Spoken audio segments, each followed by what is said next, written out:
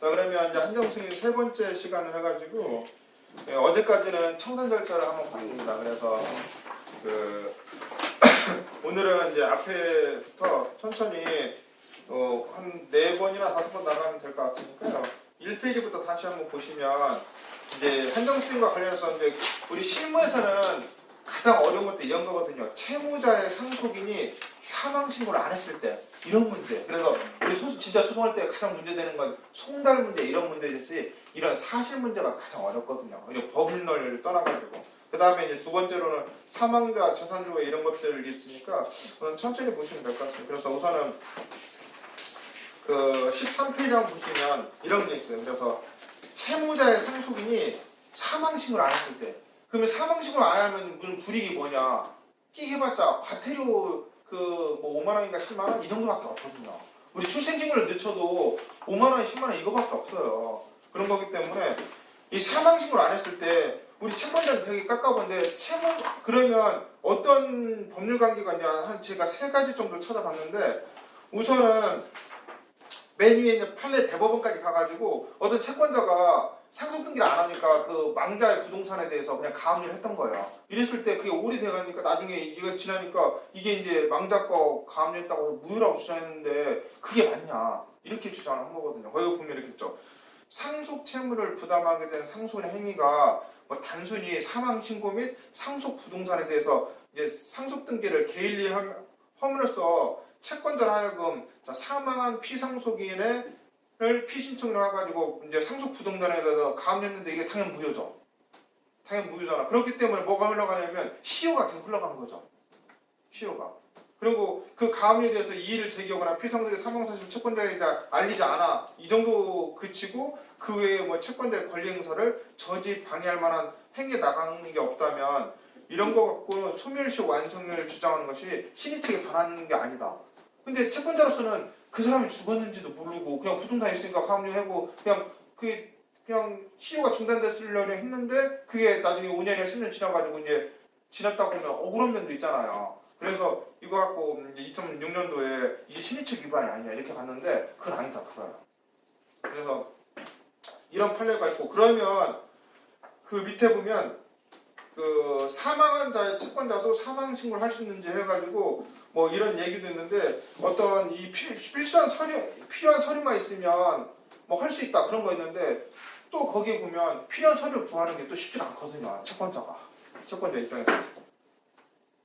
그래서 결국에는 뭐 예외적으로 뭐 원칙은 안 되고 예외적으로 할 수 있다 그게 박스 하나 있고 그 다음에 세 번째 보면 뭐 가압류 채무자의 피상속인의 호적부에 사망 신고가 되어 있지 않고 자 우리 주민등록에만 사망이 등재된 경우가 있거든요. 이런 경우에 자 가압류 채권자가 이거 갖고 대위 상속 등기를 할 수 있느냐 그러는데 그 줄친 거 있죠. 비록 주민등록부에 사망을 없이 제대하더라도 호적 등본에 사망으로 등재되지 않으면 주민등록표를 상속을 증명할 서면으로 해가지고 상속 등기를 할 수는 없단 말이에요. 그래서 이거 현실적으로 이런 게 가장 어려운 거거든요.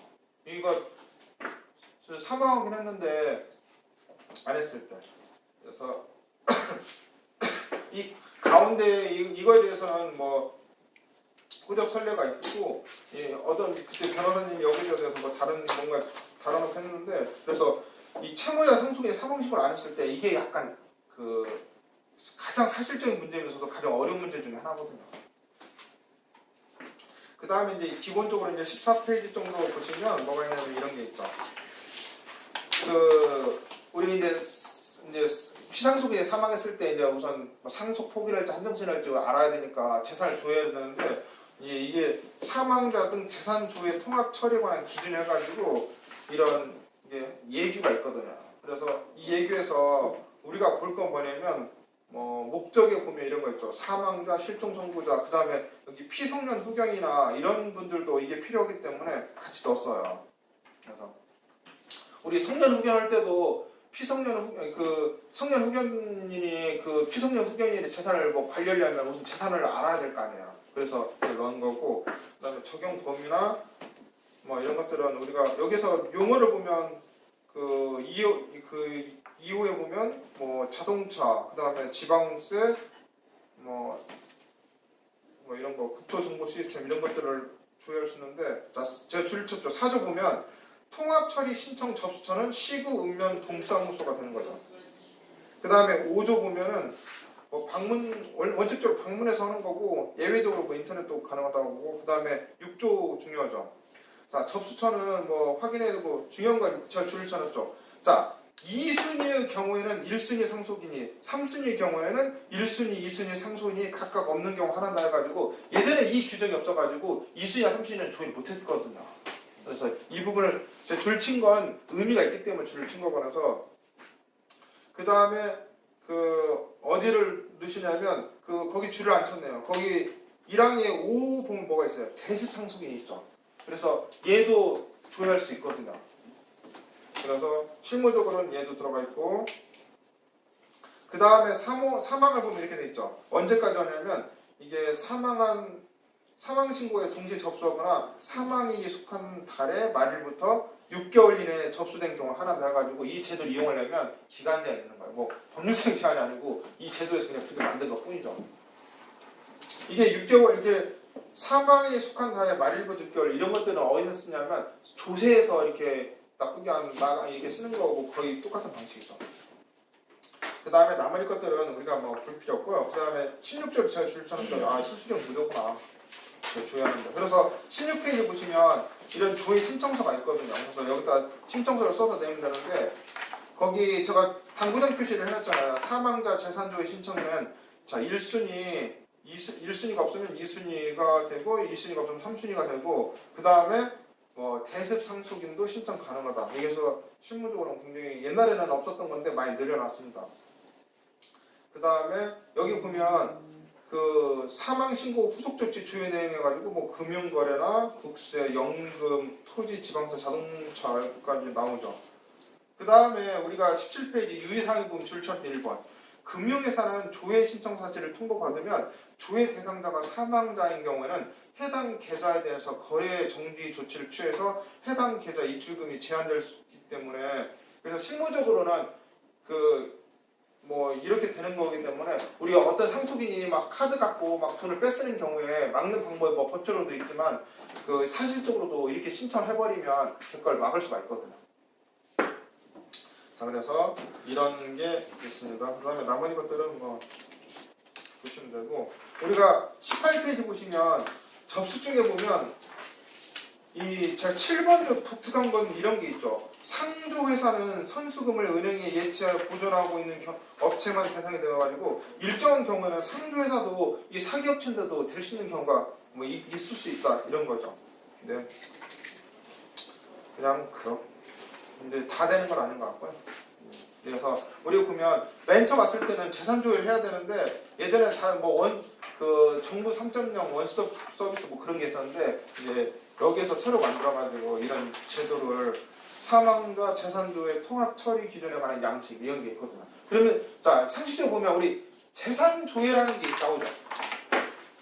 우리 보면 이제 재산조회라는 게 이제 여기서 하나 나왔잖아요. 그러면 재산조회라는 게 우리 보통은 이제 민사집행법에서 하나 나오죠. 민사집행법에서 판결 확정 후에 뭐 재산 명세나 재산 조회할 수 있다는 나오죠. 자 그러면 소송 여기 보면 이제 판결이 확정된 후에 하나 할 수 있는 게 일반적인 민사집행법에 있는 거고 자 그러면 소송 중에 할 수 있는 게 있어요. 자 우리 가사사건에 있죠. 가사사건에서 그 재산분할 그 다음에 부양료 양육비 이 세 가지 사건에 있어서는 재산 명초고 재산 조회를 재산 소송 중에 할 수 있어요. 그 다음에 이것과 상관없이 할 수 있는 게 하나가 있어요. 어디냐? 도산에 있어요. 도산 절차를 보면은 얘가 채무자가 도산했을 때 채권자가 얘 재산이 있는지 조회를 하라고 회생법원에다 신청할 수 있거든요. 도산법을 판결 있든 없든 해가지고 이 재산 조회라는 건 원칙적으로 민사집행법에 보면 판결 확정된 후에 할 수 있지만 소송 중에도 가사사건 같은 경우는 뭐 재산 이 딱 세 가지죠. 재산분할, 부양료, 양육비. 그럼 하나 빠진 게 뭐냐면 그 위자료는 빠졌죠. 그래서 위자료 사건 같은 건 안 되지만 이 사건 같은 거는 소송 중에도 가능하고 그 다음에 도산 절차에서는 이걸 할 수가 있거든요. 재산조회 나왔으니까 그 다음에 여기서 나오는 게 바로 우리 이제 여기 사망자 재산조회라는 게 하나 더.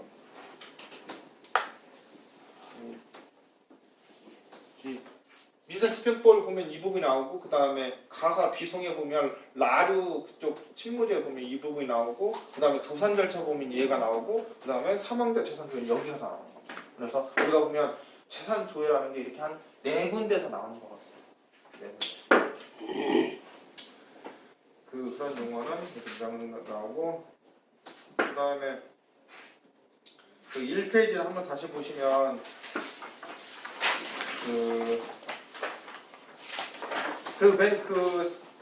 그 가사 사건에서 한번 보세요. 가사 사건에서 재산 명시 명령에 따를 때 첨부해야 되는 선을 해가지고 우리 보면 재산 이제 가사 사건에서 소송 중일 때 그 재산 명시를 할 수 있고 그 다음에 재산 조회를 할 수 있는데 이 재산 명시에서 보면 우리가 알고 있는 민사 재판에서 재산 명시 때 쓰는 서류를 똑같이 쓰긴 하는데 여기서는 가사 사건의 재산 명시할 때는 플러스 알파를 더 내라고 한대요. 그래서 이건 어느 책에도 없고 이게 거기 보면 이제 그 가사 소송 실무 어떤 대한변호사협회에서 변호사 연수에서 한 내용을 보니까 이런 게 있더라고요. 그래서 가사 사건에서 이제 채무자한테 이 재산을 얼마 있는지 내라고 할 때 우리 보통은 재산 명시할 때 쓰는 재산 명시 명령할 때 쓰는 그 별지 똑같이 내는데 플러스 알파가 있다는 거예요. 그 알파가 뭐냐면 여기 있죠. 금융감독원의 계좌정보 통합정보관리 시스템 또는 뭐 여기서 계좌통합 조회와 해지 결과를 조회해서 인쇄하고 그 다음에 뭐 생존자 보험 가입 내역 조회와 휴먼 계좌 조회를 인쇄하고 그 다음에 뭐 이게 그 한국예탁결제원이나 그 다음에 국토교통부 온나라 정보통신사에서 이제 이걸 그 화면을 프린트해가 내라 해가지고 이게 가사 사건에서는 이게 좀 더 그 강화된 재산 명시를 요청한다고 해요. 그래서 이게 다른 책은 없는데 이 책에만 있어가지고 제가 갖다 놨습니다. 그 다음에 그 위에 보면 이런 게 있잖아. 압류금지 채권의 범위 변경 관련해서 전체 금융기관 예금 잔액이 150만 원 이하이면 소명은 자유해가지고 이제 어떤 경우는 메이저 은행 몇 개에다가 그 출력 갖다 나오는데 여기 보면 그 밑에 보면 이 금융감독원의 계좌정보 통합관리 시스템 해가지고 이 여기 있는 걸 한꺼번에 갖다 주면 될 거 아닌가 생각이 드는데 아무튼 이건 뭐 각 법원마다 이게 가져오라는 게 다르기 때문에 그냥 참고로 한번 갖다 놨고요. 그 다음에 이 페이지 보시면 이렇게 돼 있죠. 그 상속 포기를 이제 가장 우리가 사람들이 와서 가장 물어보는 게 그거잖아. 제가 상속 포기를 해야 될까 한정승인 할까요? 이랬을 때 제가 항상 이렇게 의뢰자한테 이렇게 하거든요. 이렇게 뭐 친절하진 않지만 네가 내가 부모고 네가 자식이고 네 배우자를 데려왔는데 이 사람과 결혼할지 안 할지 네가 결정해야 할 거 아니냐 이렇게 하면서 이제 다만 설명을 해줘야 돼요. 그래서 우리 보면 이제 상속 포기나 한정승인 할 때 제가 보기에는 고려할 사항이 한 3가지 정도 있을 것 같아가지고 그걸 한번 정리해봤는데 뭐 이게 정답은 아니고 우리가 한번 고려해볼 사항해가지고 우선 상속재산 분할 협의를 하게 되면 그게 사행위가 될 확률이 굉장히 높은 거기 때문에 우선 만약에 네가 한정승인을 하거나 또는 이렇게 할 때 상속재산 분할 협의를 하게 되는데 그 중에 문제 있는 상속이 있으면 걔는 깔끔히 상속 포기를 하고 나머지만 협의 분할을 해라. 뭐 이게 굉장히 중요한 거고 그 다음에 두 번째 보면 추후 청산 결과를 고려할 필요성이 있다 해가지고 제가 이제 상담했던 내용인데 임대아파트 보증금만 남기고 사망하신 경우에 이게 우리 너무 똘똘한 분이 어떻게 했냐면 만약에 망자가 있고 이렇게 배우자가 있고 그 다음에 여기 자녀가 이렇게 둘이 있었는데 우리 그 배우자가 만약에 한정승인을 하고 여기 상속 포기를 하게 되면 만약에 이 손자들도 상속 포기를 해야 되기 때문에 이 어떤 분이 여기 자식만 하나 그 한정승인을 하고 여기는 이제 상속 포기를 했더라고요. 그래서 뭐 이론적으로는 뭐 상관없는데 이게 어디서 문제가 발생하냐면 영구임대 아파트를 승계받는 과정에서 원래 이 배우자가 했으면 문제가 없는데 이 자식 오게 되면 일정한 나이가 되고 재산 되면 승계를 못 받거든요. 탈락이 되기 때문에 그런 걸 고려해야 되거든요. 그래서 이게 만약에 이 한정승인 하게 되면 승계받는 거 있을 텐데 그것과 관련해서 특히 영구임대 아파트나 이런 거 영향이 있으니까 그거 한번 고려하고 그 다음에 이제 그 밑에 보면 상속 한정승의 각종 공법상 이런 거 특히 세금 문제가 발생하기 때문에 이걸 생각을 해줘요. 뭐 자동차나 부동산 있을 때 이 세금이 나오기 때문에 이 문제 있고 그 다음에 결국에는 뭐냐면 세 번째 보면 민원의 성향이거든요. 그래서 이게 나는 죽은 사람 욕먹어도 어쩔 수 없지만 내가 하는 거 귀찮다 이렇게 하는 건 상속 포기를 하는 거고 나는 돌아가신 분 욕먹는 거 좀 더 이상 싫고 그냥 내가 뒤처리를 좀 하겠다. 이럴 때 한정세를 해도 되는 거기 때문에 결국에는 이런 건데 법률적으로 이제 살펴봐야 될 건 이 상속재산 분할 협의와 사행위 부분을 봐야 되거든요. 그래서 19페이지를 한번 먼저 보시죠. 그래서 19페이지 보시면 그 19페이지 보시면 2007-73765 보면 그 다음 페이지 보시면 이제 그 제가 밑에 줄을 쳐놔서 상속재산 분할 협의가 그 자체로 사행에 된다 해가지고 뭐 상속재산 분할 협의가 사행에 된다는 건 뭐 대부분 많이 상식도 알고 있는 거기 때문에 여기는 큰 의미가 없고 자 여기 보시면 그 옆에 페이지 보시면 이제 이렇게 돼 있죠. 그러면 30 옆에 보면 뭐 우리 상속폭이나 사행이 남는다. 이것도 뭐 누구나 다 알고 있는 거고. 자 그러면 우리가 뭐 필요한 건 뭐냐면 자, 우리가 보시면 24페이지 보세요. 24페이지 보시면 이제 상식과 반하는 어떤 약간 예외적인 판결을 한번 소개해 줄 건데 상속재산 분할 협의가 됐어도 사행이 아니라 하급 판례도 있거든요. 항상 예외가 있듯이. 그래서 여기서는 보면 이 사안은 뭐냐면 그 26페이지 사안을 한번 보시죠. 26페이지 보시면 제가 줄을 써놨죠. 그래서 뭐 이 사건처럼 부부가 어떤 집에서 장기간 살던 중에 일방 배우자가 먼저 사망한 경우에 자녀들이 남은 배우자에게 다 몰아주잖아요. 엄마나 아빠한테. 그래서 상속재산 분할 협의 형식으로 자신의 집을 이전한 경우에 우리 사회에서는 매우 흔하기 때문에 이런 경우에는 좀 엄격히 봐야 된다. 이런 뭐 이게 대법원 아니고 하급심 판례가 하나 있어요. 그래서 이걸 뭐 추정은 못 해봤지만 이게 확정이 됐는데 그래서 우리가 보면 원칙은 이렇게 되지만 무조건 예외도 있을 수 있는 거기 때문에 예외도 있을 수 있고 해가지고 항상 이런 것들이 만약에 이 상속재산 분할 협의가 사행이다 이렇게 들었을 때 자 우리가 이 채권자 입장에서 쓸 경우는 거의 없고 이제 피고 입장에서 쓴 거죠. 피고 입장에서 방어하는 방법이 몇 가지가 있거든요. 첫 번째 보면 여기 보면 청구 취지를 한번 보세요. 청구 취지를 보면 특별한 일이 없으면 사행 취소는 가액 반환을 해야 되는 거잖아요. 근데 여기 보면 대부분은 가액 반환을 하는 게 아니고 이 가액 그 원물 반환을 하는 게 아니고 가액 배상하는 것처럼 이렇게 들어오는 거 있는 것처럼 그래서 맨 처음에 첫 번째 반항이 이게 그 원상회복 방법이 맞느냐 틀리냐 이걸 한번 생각을 해봐요.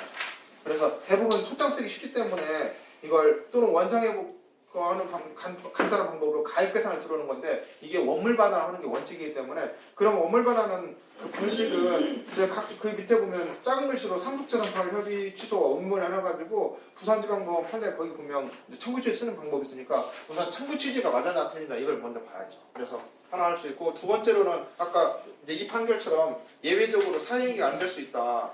그래서 이걸 쓰고 세 번째는 뭐냐면 세 번째는 질 것 같으면 그냥 원물만은 그냥 원 상태로 원래 기껏 돌려놓으면 되는 거죠. 왜냐면 우리 사행위 취소 같은 경우는 그 사행위가 원래 원상 회복하게 되면 소의 이익이 없다고 하잖아요. 그래서 정 뭐 판사 생각이 봐가지고 질 것 같으면 이 11분의 2 지분을 그냥 원래 채무자 앞으로 갖다 놓으면 되는 거니까. 그래서 이 세 가지를 생각을 해봐야 되는데 생각보다 이렇게 오는 경우가 꽤 많거든요. 그래서 우리가 보면 이제 상속재산 분할 협의가 사행이다. 이건 이제 원칙이 맞는데 예외가 있을 수 있는 거인데 우리가 항상 예외까지는 잘 생각을 안 하는 경향이 있거든요. 근데 이건 이 1심에서 확정이 된 거거든요. 자, 그래서 이제 다시 거기 보시면 2페이지를 한번 다시 보시면 이렇게 돼 있죠. 2페이지 보시면 그래서 이제 제가 대법원 판례 갖다 놓고 부산지방법원 판례 갖다 놓은 게 이제 하급심에서 약간 뭐 다른 생각도 있을 수 있다. 그거죠. 뭐 이게 그 다음에 2번은 추후 청산 결과를 고려해라 한번 썼고 그 다음에 기초 3페이지 보시면 이제 기초 이론 해가지고 우리 상속이냐 아니냐 이 문제 있잖아요. 그래서 실무적으로 상속이냐 아니냐 문제되는 게 서너 가지가 있어요. 그래서 뭐냐면 첫 번째 부분 있죠. 박스에 보면 상속폭이나 상속 한정승인 심판 청구권자는 상속이라 해가지고 자 우선 첫 번째 사람들이 물어보는 게 그러면 한정승인을 할 때 보면 채무 초과가 안 된 상태에서 한정승인을 할 수 있어요 없어요? 이거 물어보죠. 한정승인 내가 빚이 재산이 100원이고 이제 적극 자산이 100원이고 소극 자산 50원일 때 한정승인 할 수 있어 없어요? 할 수 있죠. 그리고 각주 보면 그렇게 되죠. 그래서 한정승인은 일반 한정승인 그래서 3개월 이내에 그냥 한정승인 할 수 있는 것도 있고 사망을 보면 특별 한정승도 있는 거기 때문에 한정승인은 그 사망한 때보다 3개월 이내만 되면 그냥 일반 한정승인 할 수 있는 거거든요. 시험 초과 아니라도. 그래서 갑자기 이걸 물어보면 말할 수 있는데 그래서 한정승인은 뭐 채무 초과 상태가 아니라도 일정한 일반 한정승인을 할 수 있는 거고 자 박스를 보면은 자 명백하게 상속이 아닌 경우도 있는데 자 애매한 경우가 첫 번째 자 세 가지 경우가 있고요. 첫 번째 보면은 상속 개시 당시에 포태되지 않았는데 그 후에 출산한 사람. 그래서 뱃속에 있는 사람도 이게 상속 개시를 기준해 가지고 그 전에 했느냐 안 했느냐에 따라서 이게 첫 번째 이 태아일 때. 자 두 번째 보면 포태되지도 않았는데. 네. 상속되지 포태되지도 않았는데 그 후에 출산한 사람. 이 사람 상속이 아니에요. 포태도 안 됐는데 출생이 되나요? 네. 포태되지도 않았는데 그 후에 그러니까 포태는 됐는데 출생을 안 한 사람 아니고. 뭐 아무튼 그 여기 비동 표현에서 이렇게 써가지고 무슨 의미인지 뭐 아실까 말인데 그래서 이걸 하나 물어보는 사람 그 두 번째로 보면 선순위 상속인이 한정승인 후에는 후순위 상속인은 한정승인 그 상속이 아니죠. 그 다음에 세 번째 이걸 많이 물어보죠. 자 피상속인도 먼저 사망한 자녀의 배우자가 피상속인이 사망하기 이전에 다른 사람과 재혼을 한 경우. 그래서 문제되는 경우는 이 한 세 가지 경우거든요. 실무에서 상속인이 아니냐 물어보는 건 이 실무 플람에 있는 이 세 가지. 그 다음에 이것과 관련해서 이제 28페이지부터 한번 보시면 28페이지부터 보세요. 그 밑에 막 여기 보시면 이렇게 돼 있죠. 그 이제 여기서부터 사례니까 보면 2013-488-528에서 보면 자 이런 게 있죠. 피상속인의 배우자와 자녀 중에 자녀 전부가 상속을 포기한 경우에 상속인 해가지고 자 판결 요지 보면 이렇게 돼 있죠. 상속을 포기한 자는 상속 개시된 때로부터 상속이 아니었던 것과 같은 지위에 놓이게 되므로 자 피상속인의 배우자와 자녀 중에 자녀 전부가 상속을 포기한 경우는 배우자와 피상속인의 손자녀 그 다음에 직계 존속이 공동으로 상속이 되고 피상속인의 손자녀와 직계 존속이 존재하지 아니하면 배우자가 된다. 그래서 옛날에는 논란이 있었지만 지금은 이제 이 판례에서 이제 완전히 정해진 거죠. 그래서 뭐 옛날에도 이게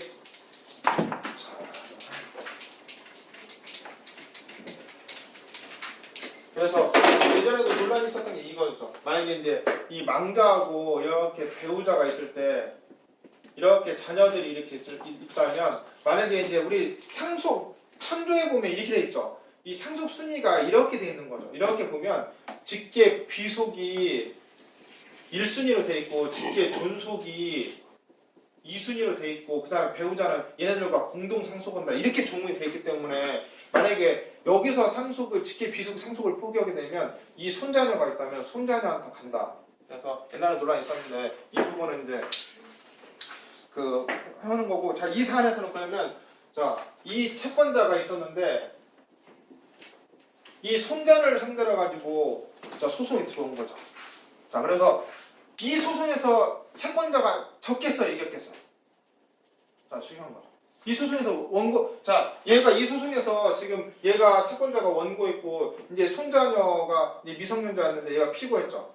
자, 원고가 이겼어요, 피고가 이겼어요. 자, 여기 보면, 원고가 이기나요? 자, 여기 그 주문에 보면 상고를 모두 기각한다가지고 상고는 누가 있어요?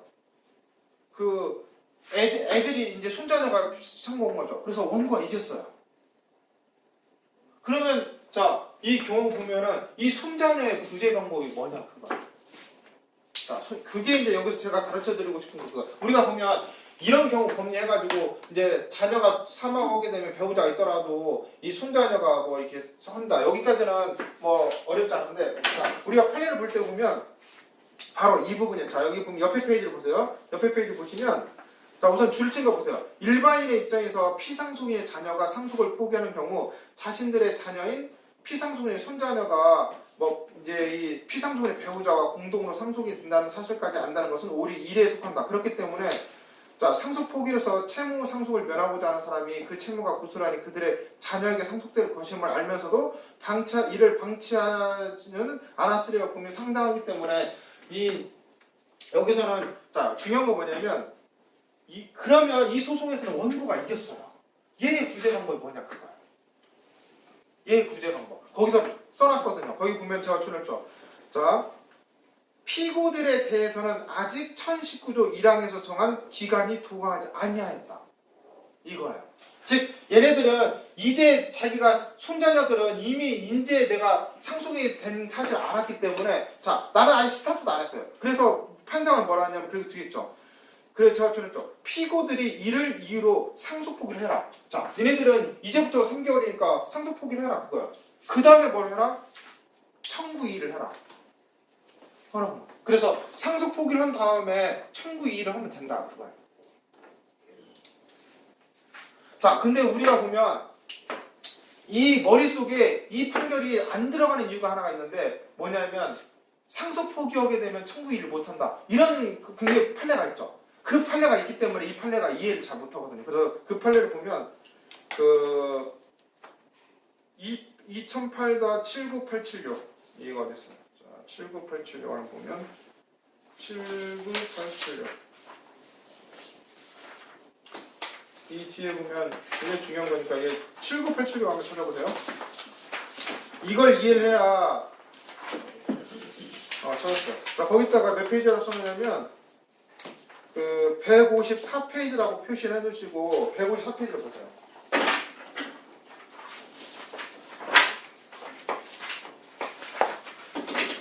굉장히 중요한 부분이니까 우리가 보면 민사집행법 할 때 이제 집행법을 깊이 공부하지 않기 때문에 이런 미스가 나오는데 거기 보면 그 154페이지 보시면 이렇게 돼 있죠. 2008-79876 찾으셨어요?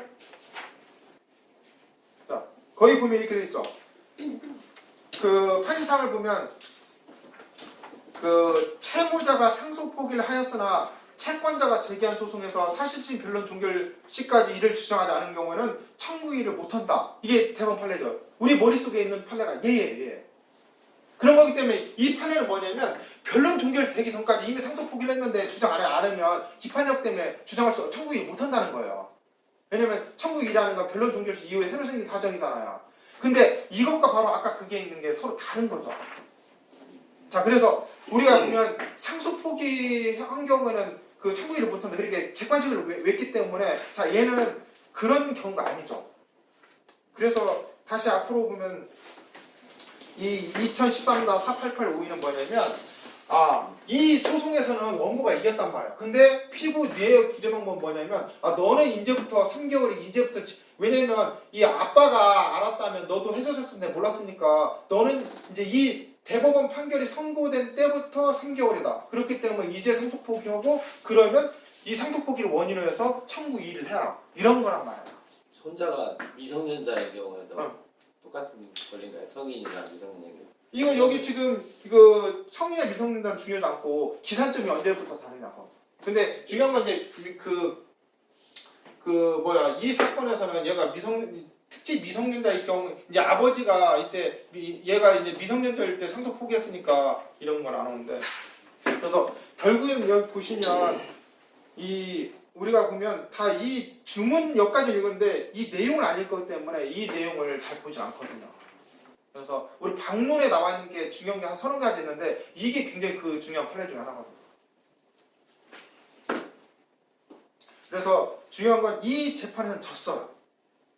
그래서 상고 비용은 피고들이 부담한다 해서 이 재판은 졌지만 이 구제 방법을 판사가 이게 우리 판결에서 보면 이 당론을 쓸 때 이렇게 쓰잖아요. 거기 한번 다시 보면 이렇게 되죠. 그 동그라미 보면 피고들이 이를 이유로 상속 포기한 다음에 청구 이의 소송을 제기하면 변론을 하고 이렇게 쓰잖아요. 이런 게 몇 개 있거든요. 그래서 판결을 읽어볼 때 여기 보면 분명히 얘네들의 구제 방법이 있기 때문에 이렇게 할 수밖에 없는 건데 이 소송에서는 이 대법원에서는 이 사건을 구제할 수 없는 거기 때문에 이렇게 구제를 받더라고요.